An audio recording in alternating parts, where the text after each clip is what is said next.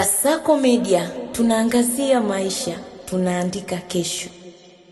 Leo tarehe 20 ya mwezi wa 5 mwaka 2026, Mahakama Kuu ya Tanzania kitengo masijara ndogo ya Dar es Salaam ilikuwa inatakiwa kutoa uamuzi katika kesi ya Said Issa na wenzake wawili dhidi ya bodi ya wadhamini wa Chama cha Demokrasia na Maendeleo na katibu mkuu. Sasa uamuzi utakiwa utolewe na Jaji Ngunyale, lakini leo baada ya kufika hapa mahakamani na kwenda tukaenda kwa msajili, tukaambiwa kwamba msajili akatuambia kwamba uamuzi bado haujakamilika. Kwa hiyo mahakama inaahirisha kwa wiki moja nyingine. Tutakutana tarehe 28 mwezi wa 5 mwaka 2025, siku moja baada ya Eid al-Hajj. Kwa hiyo tutakutana hapa tarehe 28 ya mwezi wa 5 mwaka 2026 saa 6 mchana kuweza kupokea huo uamuzi kama utakuwa tayari. Asanteni sana.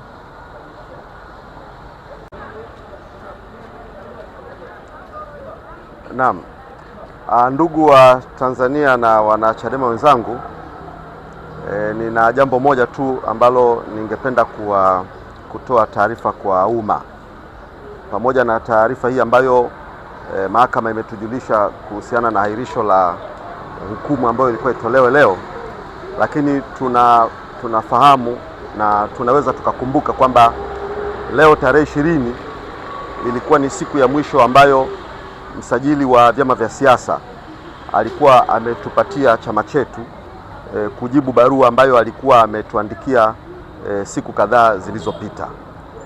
Kwa hivyo nipende kutoa taarifa kwa umma kwamba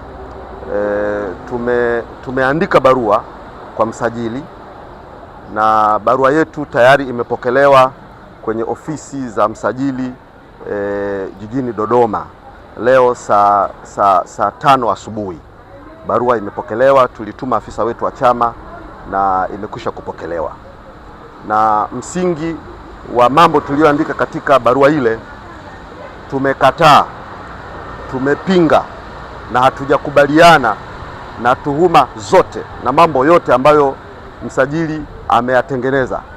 Ni mambo ambayo yamekuwa fabricated tu hewani, ambayo yana lengo la kutudogodesha, kutufrustrate, kutuondoa kwenye lengo ili tusifanye wajibu wetu na kazi yetu kama chama kikuu cha siasa.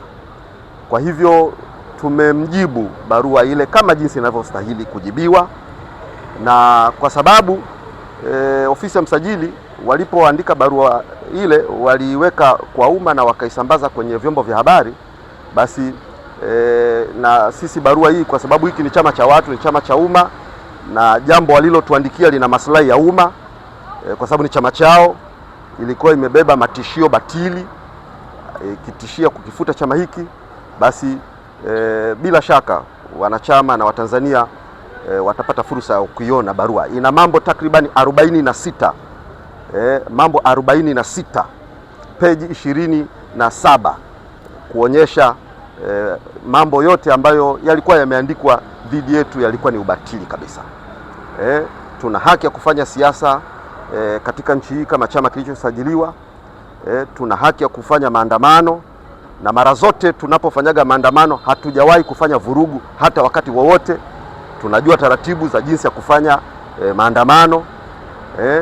Tuna uhuru wa kutoa maoni. Sisi sio watu wa vurugu, lakini hatuwezi kuwa wanyonge wala kukubali kuonewa. Kwa hivyo ni wasihi na kuwataka Watanzania wenzangu na wanachadema wenzangu, kipindi cha majaribu na mapito kama haya ndicho kipindi kinachoonyesha uimara wetu na nguvu yetu. Kipindi cha watu kuthibitishwa kuwa na nguvu sio kipindi cha faraja, ni kipindi cha mapito magumu kama haya. Kwa hiyo wale watakaovumilia mpaka dakika ya mwisho, basi hao ndio watakaokutana na ushindi na furaha kubwa ya mabadiliko makubwa tunayotaka katika taifa hili. Kwa hivyo barua hiyo tutaiweka kwa umma na Watanzania wataiona. Mikutano yetu na operation ya katiba mpya Free Lissu inaendelea, na leo timu yetu ambayo ipo field frontline ikiongozwa na makamu mwenyekiti bara Zanzibar na katibu mkuu wetu wako kanda kaskazini jijini Arusha. Tarehe 22 tutakuwa na mkutano mkubwa Arusha mjini. Tukimaliza hapo tarehe 24 tunahitimisha awamu ya kwanza ya mikutano yetu ya hadhara jijini Dodoma. Ninawashukuru Watanzania ambao wanatufuatilia, ninawashukuru Watanzania ambao wameonyesha mapenzi ya kweli kwenye chama hiki kwa kutuchangia, na mikutano hii inaendeshwa na Watanzania, na huo ndio uthibitisho kwamba hiki ni chama kikuu cha siasa, kwa sababu kipo kwenye mikono ya Watanzania, sio kwenye kikundi kidogo cha watu wachache. Ni chama cha watu, na hivyo sisi tutabeba na kuyapa kipaumbele masuala yote yanayowahusu watu. Asanteni sana, Mungu awabariki. Tukutane tena siku ya hukumu mahakamani hapa. Asanteni sana. Kasako Media, tunaangazia maisha, tunaandika kesho.